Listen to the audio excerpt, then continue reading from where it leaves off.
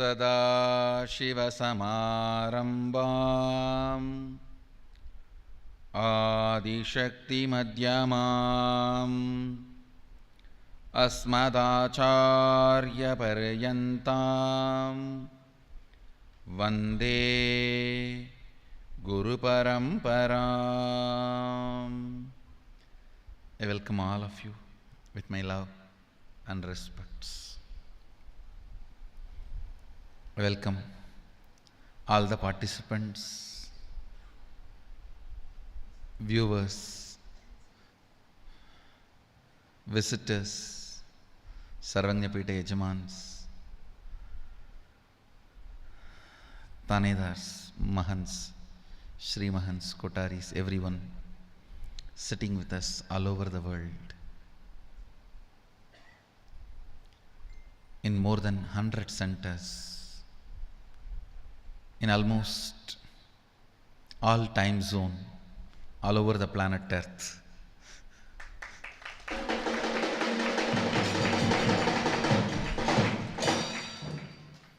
I welcome all of you with my love and respects.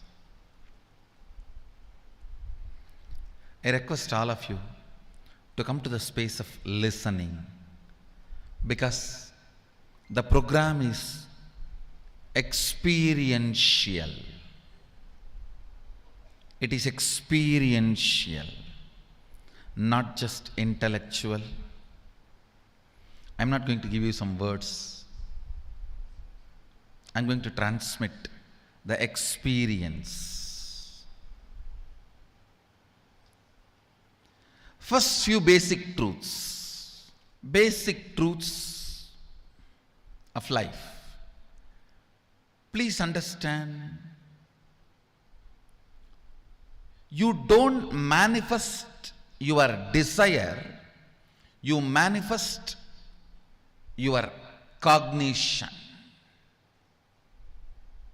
You don't manifest in your life your desires, you only manifest in your life what you believe, what you cognize, what you perceive as reality. Most of us say, oh, I really desire wealth, I desire happy life, I desire health. Then why are you not manifesting it? The science of manifestation, very important sacred secret you need to know is, you do not manifest what you desire, but you manifest what you believe, what you cognize, what you perceive as reality. The gap between your beliefs and your desires. Listen carefully. I'll give you an example. Many of us say, I really desire wealth. But deep down you believe wealthy people are arrogant people, bad people. They do a lot of wrong things. If you believe wealthy people are arrogant, bad, wrong, they do many wrong things, they exploit others. If you have that belief, how are you going to manifest wealth in your life? Understand? Wealthy people are not bad. Those people who are bad, even if they don't have wealth, they will be bad with some other reason. They will be egoistic with some other reason. They will be exploiting with some other reason. I have seen people exploit their poverty. I have seen here in the ashram many times. The way they demand, if you don't attend to their demands even 1 inch, oh, because we are poor people, you don't attend to us? I have never seen a rich person demanding. I have seen billionaires coming here. I have never seen them demanding, because by the time you make billions, you are beaten by society so much, you are polished thoroughly. You know how to deal every situation. But I have always seen to be egoistic, to be exploiting, to be demanding, It is not necessary you have to be wealthy, but you always have an idea. Wealthy people are egoistic, bad, demanding, exploiting, doing wrong things to others. Listen carefully. How many of you really believe wealthy people become egoistic, exploiting, demanding, and doing bad to others? Raise your hand.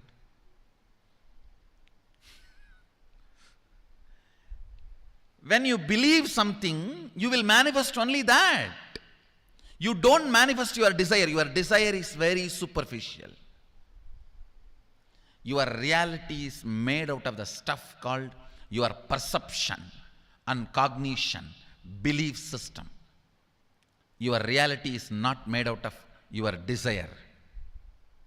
Your desire is not the material out of which your reality is made. Your perception is the material out of which your reality is made. If you desire wealth, but you believe, perceive, cognize wealthy people are bad, or wealth is too much responsibility, naturally you will not manifest wealth in your life. The gap between your desire and your perception is what I call mental patterns. Listen carefully. You desire wealth, but you believe it's almost impossible for you. Various reasons. The fight which goes on between your desire and your belief is mental patterns. That is mental patterns. Listen carefully. This whole 2-day program is all about wealth. I'll be helping you to complete many of your wrong perceptions, cognitions, beliefs about wealth consciously, experientially. I tell you, in the modern day, tons of researchers are proving one truth. I can give you at least 1,000 studies and researches. Anything you cognize, you create a certain energy field about your cognition. You attract situations, people, everything around you to make that cognition into reality. All you need is will persistence. Will persistence means not next 12 years sitting and doing meditation. No, I don't call that as a will persistence. Your decision, you are not going to give up your intention, is all I call will persistence. You can continue to be eating, sleeping, driving, doing your routine. You are not expected to sit under a tree and close your eyes and do something till your jata grows and penetrates the ground. No, I don't call that as a will persistence. Deciding not to give up on your intention is will persistence. I'll repeat this basic few principles because I'm using many new words, technical terms. Listen. You do not manifest your desire, you manifest your belief. You always desire health, but you strongly believe your dad had diabetes, you are going to have it. Understand? That's a difference between desire and belief. You desire health, but you believe strongly, oh, my father had diabetes, I think I'm almost there. Unfortunately, the science of manifestation is not what you desire, but what you believe. The science of manifestation is not what you desire, but what you believe, what you cognize, what you perceive. The gap between your desire and your perception, that is what I call mental patterns. It goes on affecting you. Understand? Your mental patterns goes on affecting you, but you always tell, I am too busy to repair myself. Okay? Sit in a broken car and go on be rotating the handle or pushing and pulling the gears, do whatever you want. You are not going to move 1 inch. And if somebody says, please, why don't you repair your broken car? You are not moving. No, I am too busy to repair. I can't get down now and repair because I am hurriedly going to some place. That is utter stupidity. Let's get down and repair. Let's get down and repair. If we are not moving, if we are stuck somewhere, let us not give reasons. Let us be really ferocious and clean it up. Let us be really ferocious and clean it up. Listen intensely. You also start cherishing from young age. Stress-free, relaxed life means poverty. Please understand, if you look in and see your visualizations about stress-free, relaxed life, it is always indirectly associated with poverty. You strongly believe carefree life means irresponsible, means no responsibility. And deep inside, you do believe poverty is good. You do believe poverty is good. Deep inside, unfortunately, the life negative religions put certain reverence and respect for poverty. One good thing I found throughout the Upanishads, not even in one place poverty is respected. That's the only reason, till British came, we were the largest economy.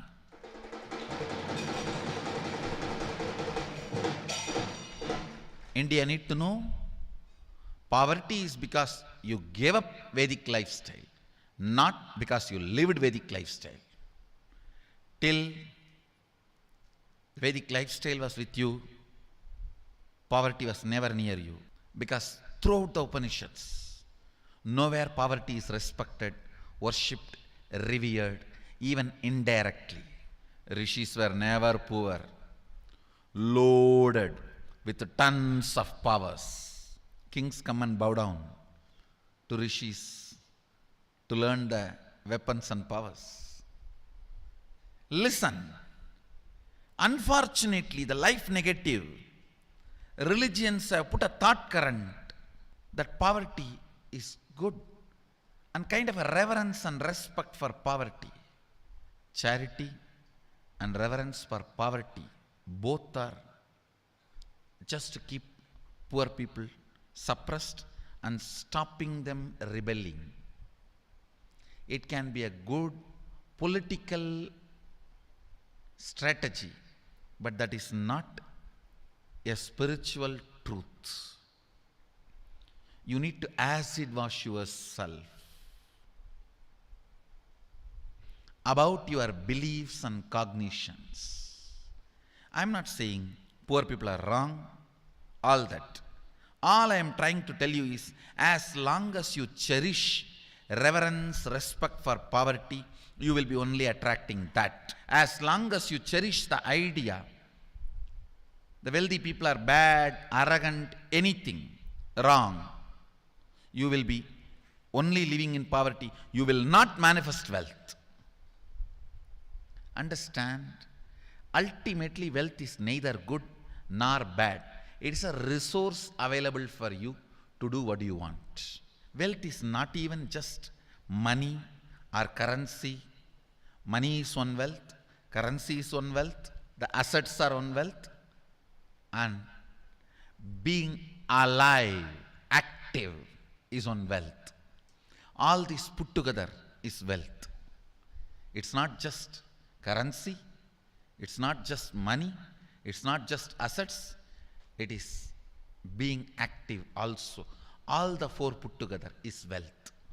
Money, currency, assets, being active.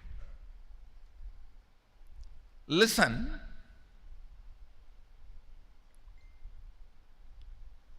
wealth is neither bad nor good. It's an utility. It's an utility, that's all. If you want to have, manifest in your life. If you don't want to have, leave it.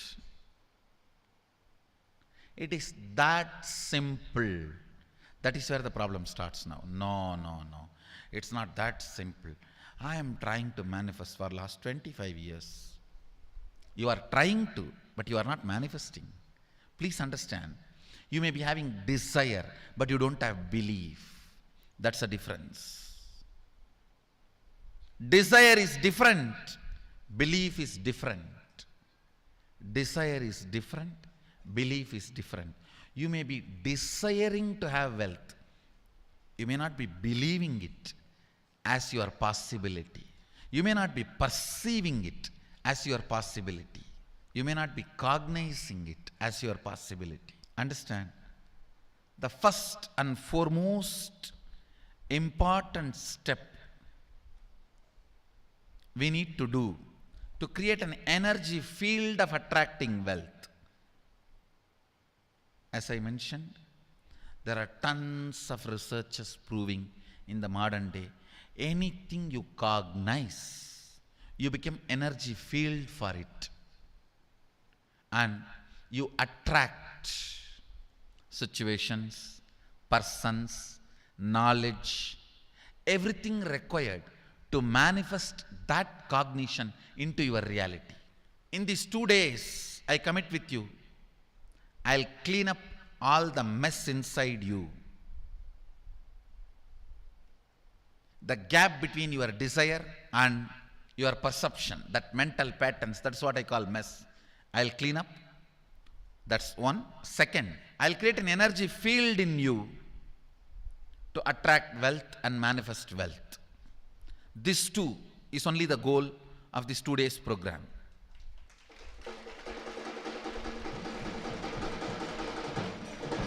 And I commit with you, I'll do it. Whether you are in Bengaluru Adinam, physically in front of me, or all over the world, I'll do it. The first step we need to do,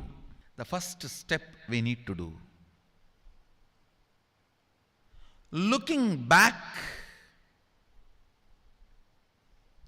the gap between your desire and your cognitions, how you started perceiving wealth, money, how you started perceiving. I can tell you a small story. First time, how I was introduced to money and started interacting with money. I still remember my 3rd birthday. My father has given me a Ganesha who actually ate food. If you have read my biography, you would have read the incident. If you are interested, you can go to YouTube where I have narrated the whole story. I was given that Ganesha as a gift and I was so curious and busy with playing with the deity. And then in Indian village we have a habit, all the family elders will give coins on the birthday as a gift to the kids. So I was sitting and playing with my Ganesha and all the family elders came. I am supposed to bow down to them. It's a tradition. So I touch their feet and they will give money. A lot of money got collected. Must be some 70, 80 rupees. In those days, it's a big money. And for a kid, it's a too big money. And it was too much of coins and notes, so my father helped me to pack the whole thing in a hand key. So I looked at him and asked, what should I do with this? He said, you can buy whatever you want. I said, I don't need anything. I only wanted this Ganesha. You already gave it to me. I don't need anything. He said, then you can give it to anybody you want. So I just called all my cousins, brothers, everyone was playing. I grew up in a large joint family. 27 of us grew up together. So it's almost like a one school, small school.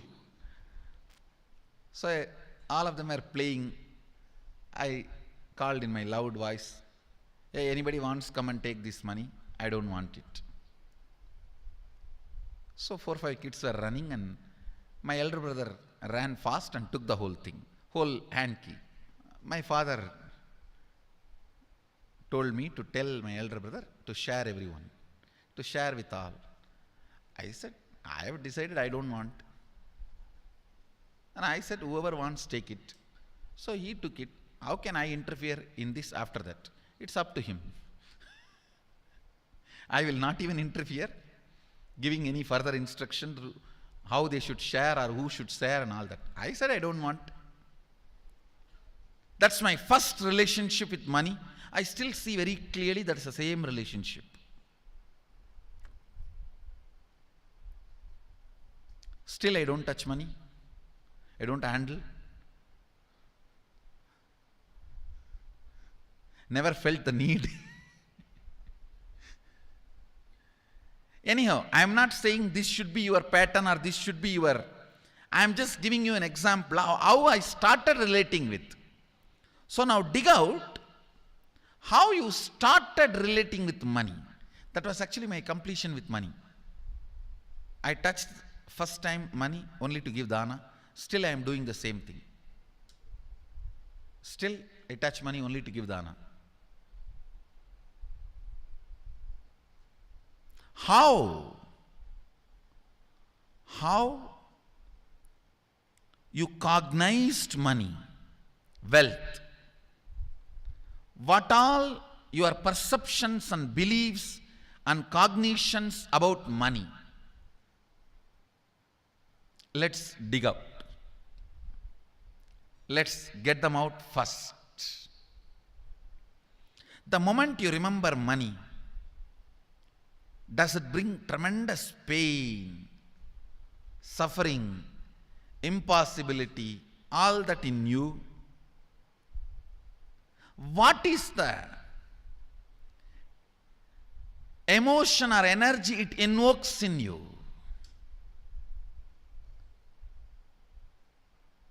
So put your pen to paper and just keep writing whatever comes to your mind. If you feel tortured, irritated, the moment you think of money, whatever you think, money is difficult, money is impossible, money is, unless you cheat, you can't get the money. Even if you cheat it, somebody will cheat from you. So much goes on inside you about money. Your incompletions with money. Just spend few minutes and let's dig out all the incompletions, mental patterns we have, perceptions, beliefs and cognitions we have about money. Listen, the first step we need to do now, cleaning up, completing these mental thought patterns, the incompletion patterns related to wealth, and stopping them from recurring. Please understand, biggest problem is when you do not recognize something as a pattern, it continues to exist in you and recur. Please understand. Recurring, for example, today you remember, yes, I have a lot of incompletions and patterns. Incompletion means, let me define.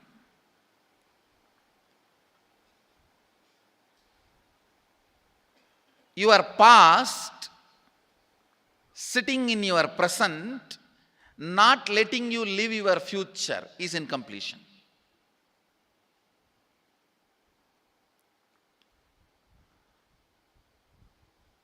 It has no logic.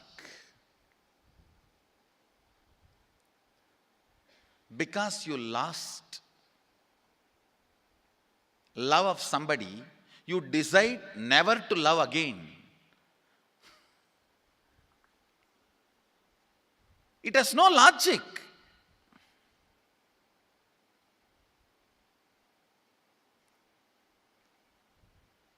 Tons of negative decisions, cognitions you make about life is incompletion. I'll give you one small example. 8-year-old kid is in the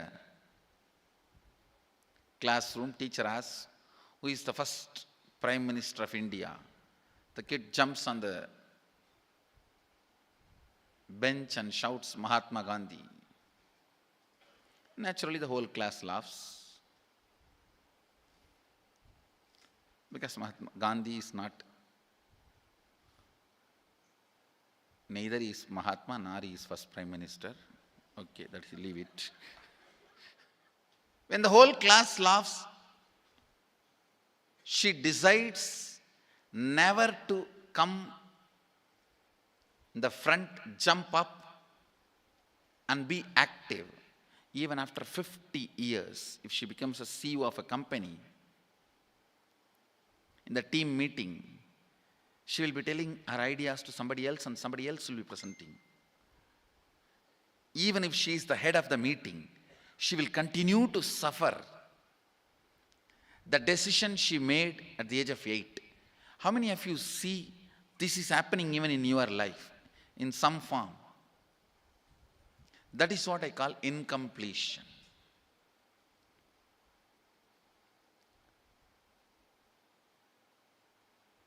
Understand, there is a very powerful science by Sadashiva in Agama.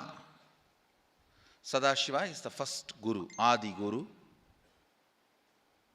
He explains in Agama, of course, the moment I utter this word, many will have many questions. What? Sadashiva? He was supposed to be God. Was he Guru? He was supposed to be energy. Was he teaching? Let me be very clear.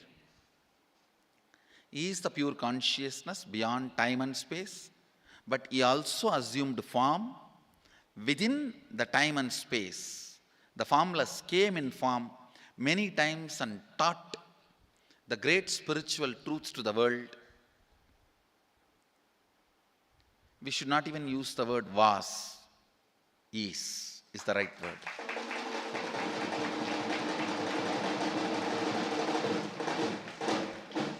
He gives a beautiful science of completing with this incompletion patterns, known, unknown. Understand, if you know the reason for certain pattern, it is called known pattern. If you don't know, it is unknown pattern. Sometimes you will have a heaviness, suffocation, but you don't even know why. That is unknown pattern. Sometimes you know why you are going through what you are going through. That is known pattern. Known or unknown, you can complete. You can be out of it. It is possible. It is possible. I'll explain this science of completion. Understand, this one technique can help you whether you want to get rid of your headache or your whole ignorance and get into enlightenment. Whether you want as simple as healing your headache or as complicated as enlightenment. Anything, this one technique can give you. This one technique, it is a complete end-to-end, alpha to omega.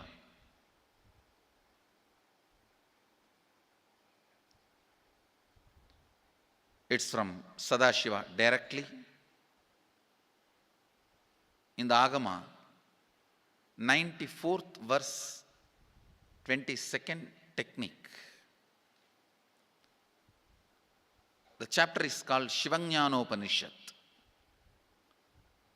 and also called as Vijnana Bhairava.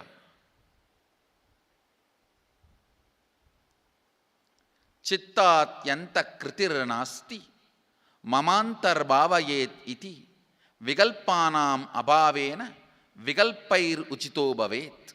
You don't have to remember. I am uttering every time so that I will remember. That's all.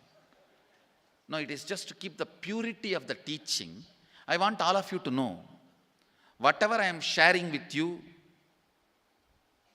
is my personal enlightenment experience, which is in tune with the earlier master's experience. My Apta Pramana, my Atma Pramana in tune with the Apta Pramana, means the earlier masters. The Shastra Pramana.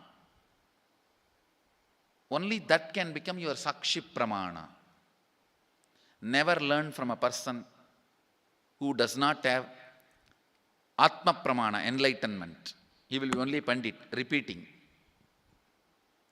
Same way, never learn from a person who claims yes, enlightenment, but does not keep his experience in tune with the Shastra Pramana and shares with you.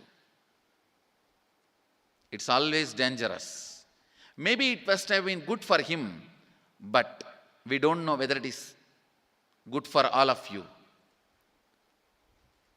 The Atma Pramana should always be acid washed with Apta Pramana, Shastra Pramana.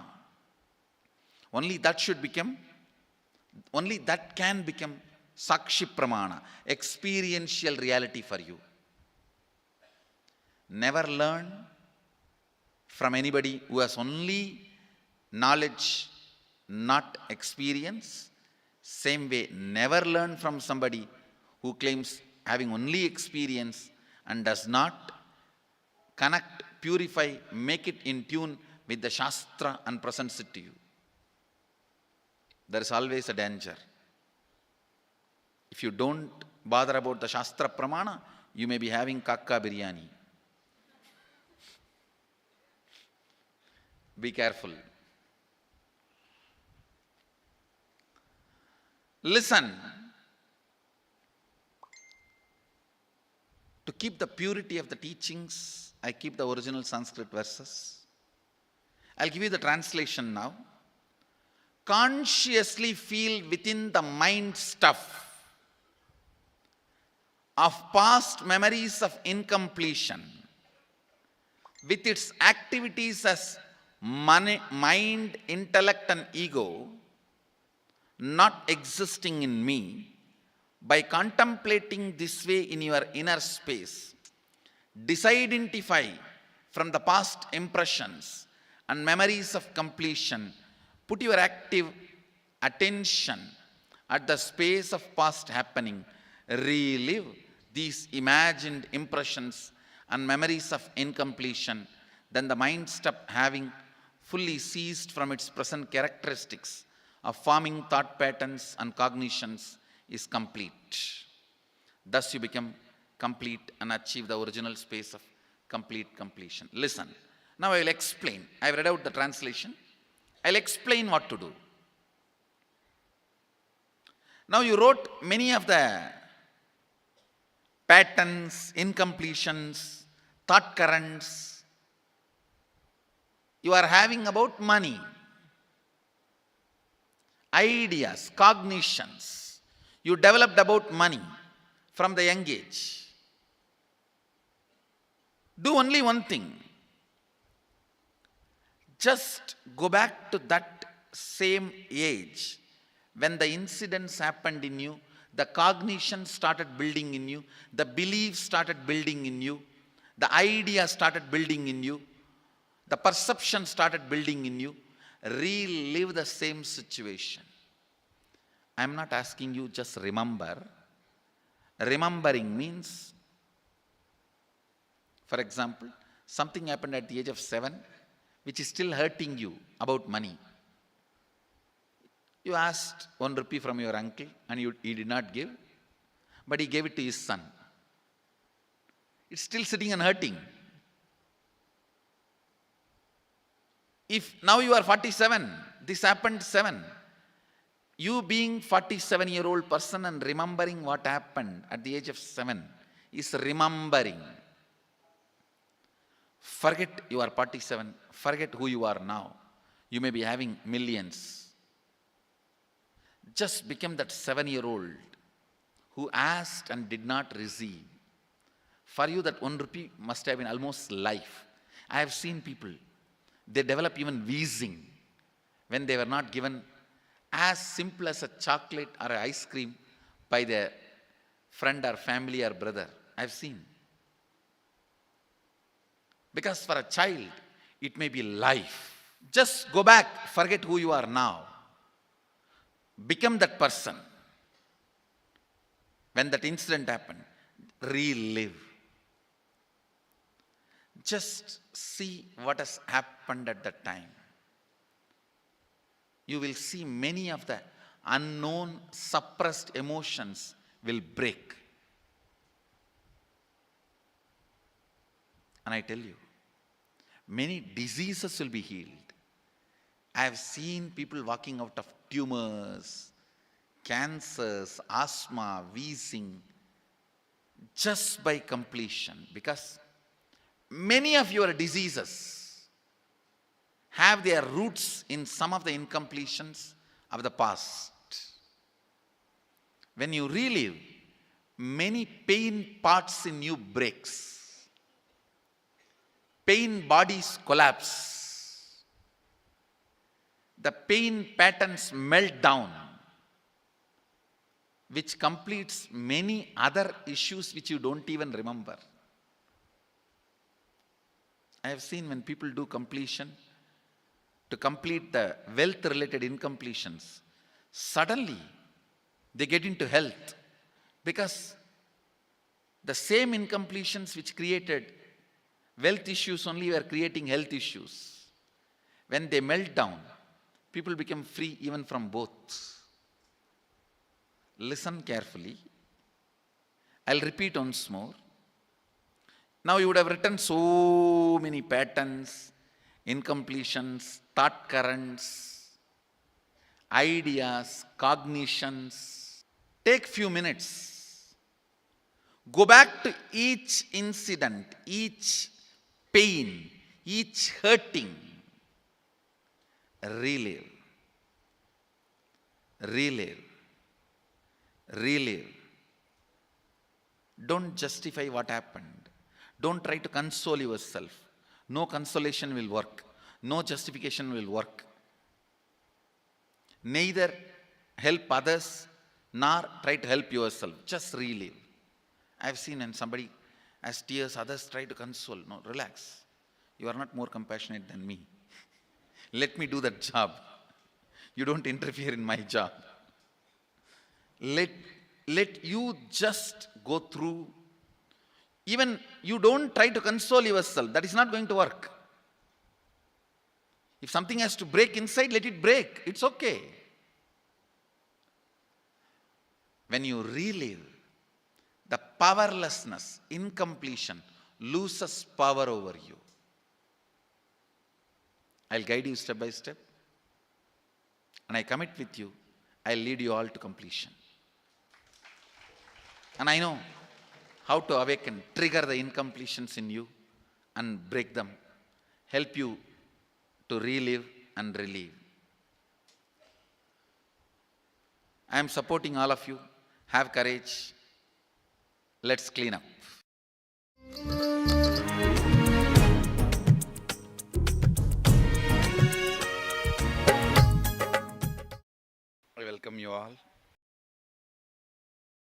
with my love and respect. Welcome all of you for the second day sessions. First, I wanted to answer your questions. Listen, I'll give priority to all the questions related to the sacred truths, sacred secrets I was explaining yesterday. I'll give you the gist again in few minutes. First thing, you do not manifest what you desire, but you manifest what you believe. You manifest what you perceive. You manifest what you cognize. If you cognize struggle as you, if you believe you as a struggle, you will manifest only that. If you believe, if you cognize, if you perceive you as the ups and downs, you will manifest only that in your life. So the first basic truth. So if you perceive yourself as a struggle, you will manifest only that. And you desire health, wealth, joy, completion, enlightenment, stress-free, beautiful, blissful, content life. But you perceive you are not qualified for that, or that is not going to happen for you. You are not capable of taking responsibility for that. Unfortunately, you manifest what you perceive, not what you desire. Unfortunately, you manifest what you believe, not what you desire. Now, this gap, struggle, is what I call incompletions, mental patterns. When the completion starts happening, your perception, your beliefs become your desires. Your desire and your beliefs becoming one is what I call completion. Then simply you start manifesting. What do you want to manifest? Listen. I am revealing one of the important sacred secret, cosmic truth. Upanishad says, if you reveal the divine secrets to unqualified people, your head will burst. First, when I read that, I thought, oh, this is just to frighten us. Actual problem in your life towards enlightenment, higher consciousness, or to achieve anything you want to achieve, to realize your intention to be. If you have missed today morning LSP, I recommend and request all of you to see today morning the Living Shuddhadvaita process. It's freely available. Please watch. Listen, that will really help you. That's like a complimentary session to this whole Secrets of Attracting Wealth program. I'll give you the essence. Listen carefully. Whatever you want to be, enlightened, healthy, wealthy, whatever, the actual work you need to do is on your fears. Actual work you need to do is on your fears. You are working on many wrong things. You think you need to work on your desires. You think you need to work on your energy. You think you need to work on your activism. You need to work on your intelligence. No. I am telling you, Intelligence is not information. It is ability to handle information. That comes only when you crack down your fears. In the path of enlightenment, if fear is a wall, desire is just a small rope hanging between two poles. Guilt may be a small one thorny bush in one corner, which you may not even need to attend. Many things which you may not even need to face, you go on wasting your time on it, working on it. Actually, what you need to face, you need to crack down on your fear. That is the most important wall you need to break. Even here, the secrets of attracting wealth, the most important thing you need to break is your fear. You need to crack is your fear. It's for the courageous. Actually, I see from my own experience, I tell you, wealth worships the feet of courageous people.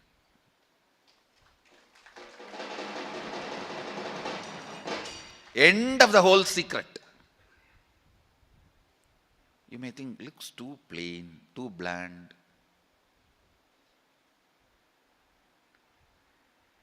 Internalize your inner space. Internalize this truth. Use this truth as a weapon to beat yourself down. Understand? If you beat yourself with the truth, you will never collapse. You will rise up. Wrong part of you will be broken, destroyed. Not the right part. If you beat yourself with lies and luxuries, you will unnecessarily not only create powerlessness,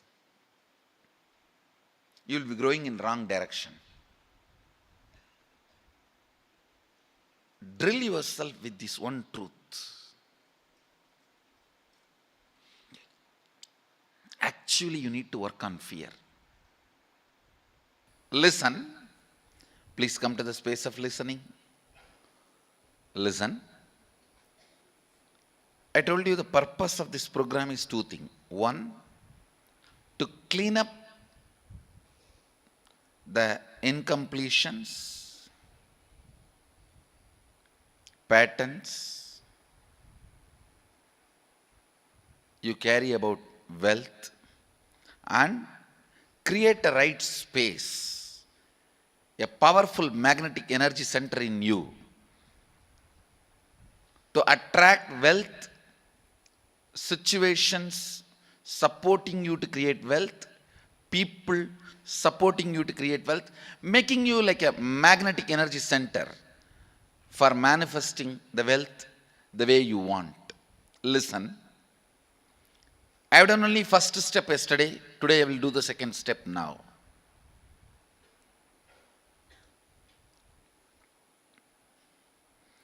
It's not magic, some mantra, some jatu, no. It's a clear science. Anything you decide as your perception, belief, cognition, intention, life, you become magnetic energy center for that. That is why the psychiatrists are the most, that is the profession where more number of people become mad. No, really.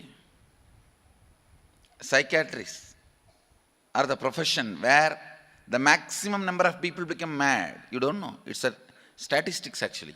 They need this punishment because these fellows make everyone believe they are mad. No, recently the stupid fellows, this whole Psychiatry Association has gone crazy. They declare every human emotion as a disorder. Now, just to bring whole world under their umbrella as their passions, they make everyone believe their passions. And finally they become sick, mad. Really. Listen. Because anything you intend, you become energy center for it. You become magnetic energy center for it.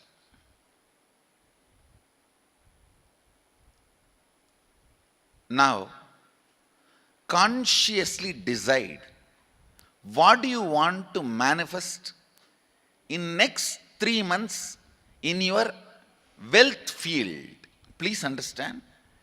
Now I am going to awaken your Kundalini Shakti and concentratedly make it flow in the direction of your wealth. I'll make your intention now as an energy field for you. Next 3 months, don't even plan for some 30 years, no. Next 3 months, what do you want to do? Don't even plan with your abilities. Here, just your abilities are not going to be working. My abilities are also going to support you. So don't have the restriction based on your ability. You write clearly what is your intention, what is it you want to manifest in next 3 months in the field of wealth. Whatever you think as wealth, sometime you may think more than money, currency, some person as a wealth for your life, or some situation as wealth for your life, or some being active, or whatever you consider as your wealth. Sometimes people feel even extraordinary powers as your wealth. Whatever you consider as your wealth, you want to manifest, attract in the next 3 months, please spend down. Decide very consciously, because I am going to stream your Kundalini energy into this thought current, into your intention. So it will become reality. Please do not take it light. I bless you all. Let your desire become intention and reality.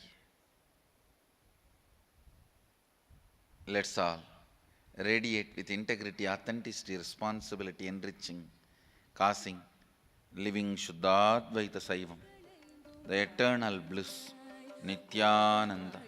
Thank you. Be blissful.